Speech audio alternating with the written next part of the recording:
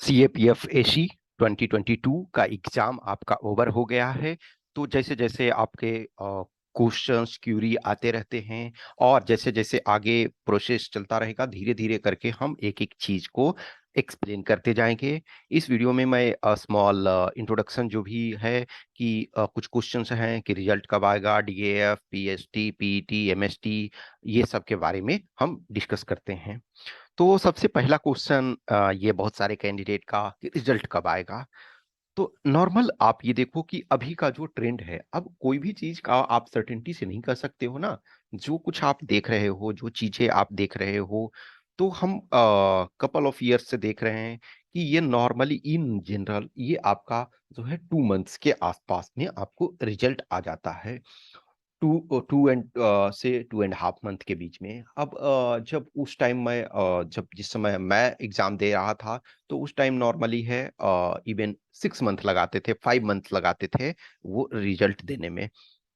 तो जो पहला क्वेश्चन एक तरह से है कि रिजल्ट आपका, तो रिजल्ट ये मानो कि मिड अक्टूबर के आसपास आपका आएगा, 10 से 15 के बीच में। ठीक है, 10 to 15 अक्टूबर के बीच में किसी भी टाइम आपका आएगा। तो आपके पास 2 मंथ्स हैं रिजल्ट में। ये पहला आपका, ये सबसे अधिक क्वेश्चन एक तरह से रहता है। अब DAF, DAF एक्चुअल में क्या है? DAF means detail application form. एक एप्लीकेशन फॉर्म, जब आपका फॉर्म आया था कि इस एग्जाम में हमें बैठना है रिटेन पार्ट में, तो वो आपका नॉर्मल फॉर्म है।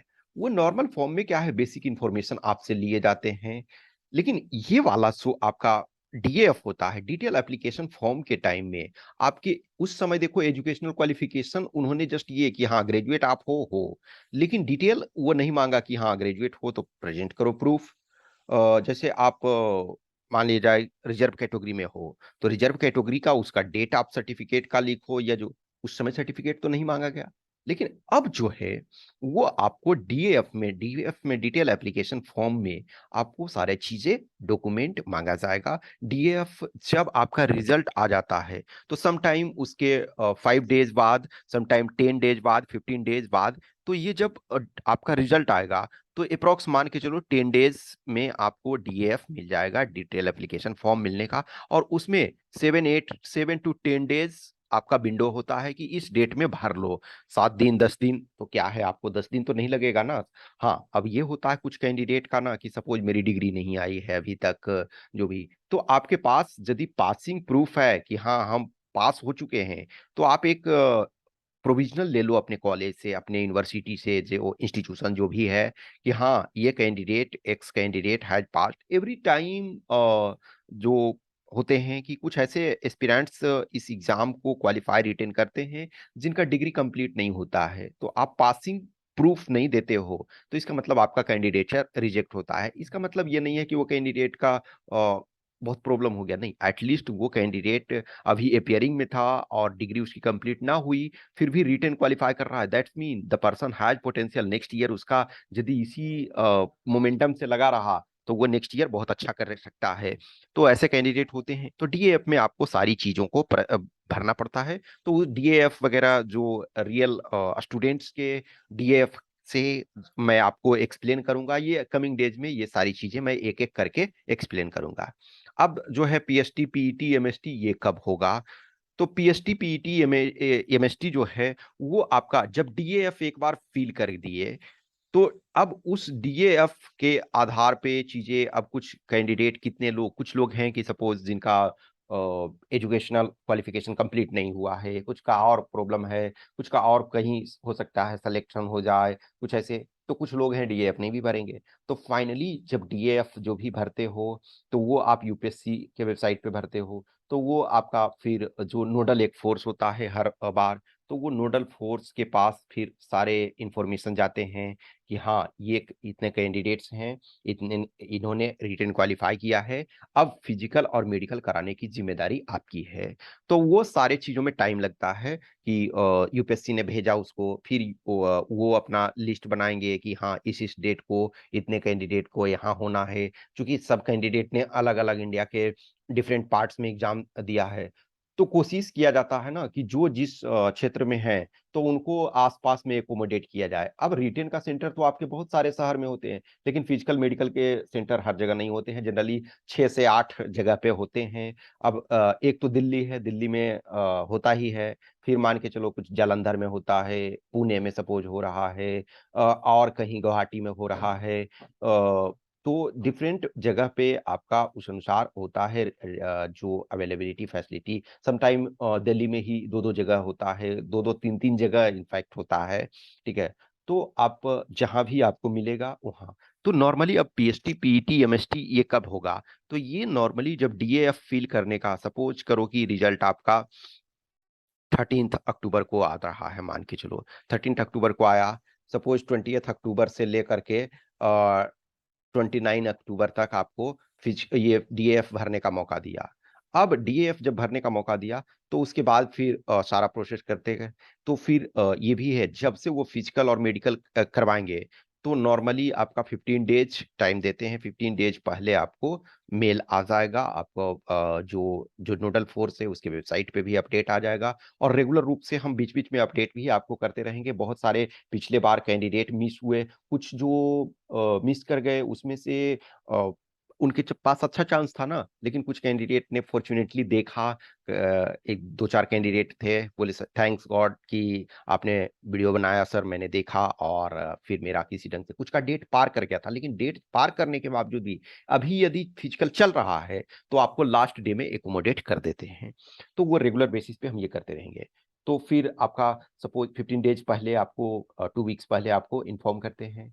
तो सब मिलाकर के ये मान के चलो कि दिसंबर में any time, second half of December या फिर जनवरी, ये में आपको फिजिकल और मेडिकल स्टार्ट होगा। तो अब जिसका सपोज ओवरवेट है तो आप रनिंग वगैरह स्टार्ट करो। आपको लगता है कि हाँ हमारा थोड़ा सा वजन ज्यादा है तो वो आप अभी उसको कम करो। इस बार जो रीमेडिकल है तो उसमें कुछ चेंजेस किए गए हैं कि री मेडिकल में पहले टाइम दिया जाता था 1 month, some time 2 months, in fact कोविड-19 वगैरह बीच में स्थिति था तो वो लंबा टाइम भी दिया गया। लेकिन नॉर्मली इस बार है कि शायद आपको जैसे ही मेडिकल वगैरह फिजिकल वगैरह ये हो सकता है आपको नेक्स्ट डे ही मौका दिया जाए, डिपेंडिंग हो, अभी इसमें स्पेसिफिक नहीं है, लेकिन इतना ज्यादा टाइम नहीं मिलेगा, यानी नेक्स्ट नियरेस्ट डे पॉसिबल में ये करेंगे। तो हो सकता है आपको 2 दिन में। लेकिन किसी चीज में जस्ट सोचो कि किसी का ओवरवेट है तो ओवरवेट 5 kg हो गया, तो क्या 2 दिन में कोई कम कर सकता है? नहीं। तो ऐसा नहीं है उसको रिजेक्ट करेंगे, उसके लिए प्रोसीजर होगा, ये ऐसा है, ठीक है ना। उनको टाइम दिया जाएगा। अब कुछ ऐसी डिजीज हैं जो नॉन क्यूरेबल है तो उसमें आप क्या कर सकते हो? तो जिनका भी ओवरवेट वगैरह है, बहुत सारे कैंडिडेट ओवरवेट वाले होते हैं। ओवरवेट वाले अभी से भी आपके पास टाइम है।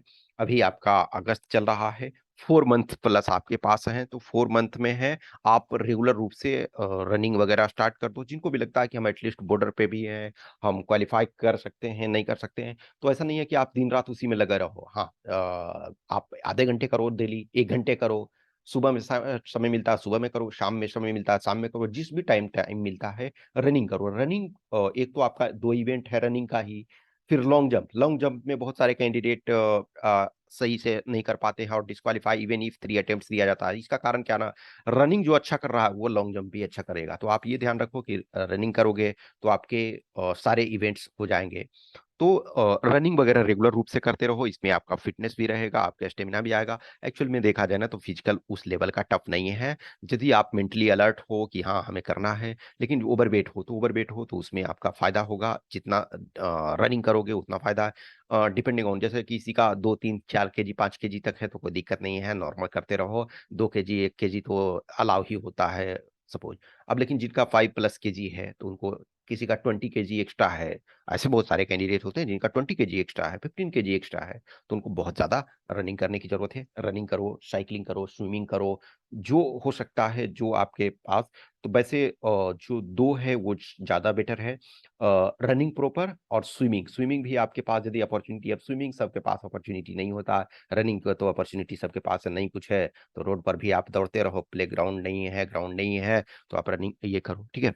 तो ये चीज करते रहो। आपको ये मान के चलो कि दिसंबर में एनी टाइम हो सकता है या फिर जनवरी में होगा।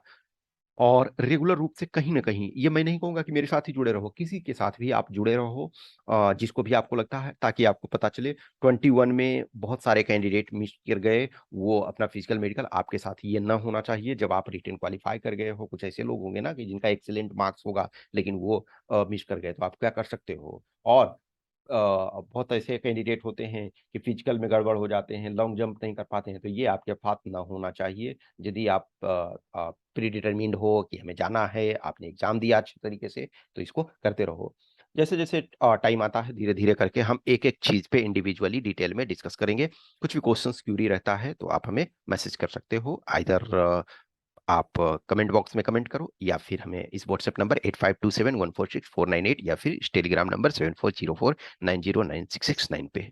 Okay, thank you.